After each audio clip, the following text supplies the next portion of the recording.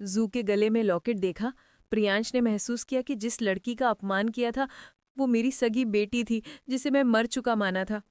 10 साल पहले मैंने उसे बर्थडे गिफ्ट दिया था। अगले पल पीछे पुलिस गाड़ी थी। मैं घबरा गया और इसी घबराहट में डिलीवरी वैन से टक्कर हो गई। जू गाड़ी में ही थी, मुझे पुलिस पकड़ ली थी। वो गाड़ी को जलते देखता रहा।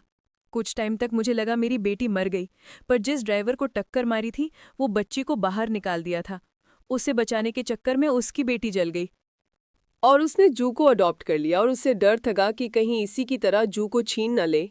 10 साल बीत चुके, प्रियांश यूरोप का अमीर आदमी बन चुका था। सालों भर में उसने अपने बेटी को ढूंढने को कहा, लेकिन आज तक न मिली। एक लड़की रेस्टोरेंट में थी, वो गया और देखा बर्गर में फ्रेंच रख रही थी, एकदम उसकी बेटी जैसे। वो घबरा गया और लड़की ने ये देखकर उसे लाकर बर्गर दिया।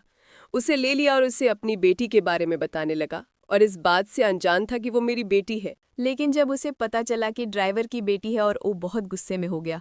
और प्रियांश ने कहा, तुम इतनी अच्छी बेटी के लायक नहीं हो। वो अपनी सफाई दे रहा था पर प्रियांश सुना नहीं। उसे मारने उठे पर उन रोकने लगी। ये मूवमेंट देखकर अपनी बेटी की याद आ गई। हालांकि पर उसे चोट नहीं पहुंचाना चाहता था।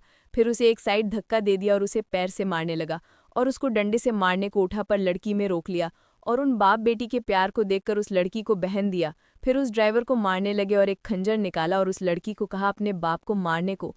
और जब वो मारने उठी तो रोक लिया और उसे पकड़ लिया और उससे कहा, अगर अपने बाप को बचाना चाहती हो तो कपड़ा उतारो। आगे जानने के लिए सब्सक्राइब करें। Thank you.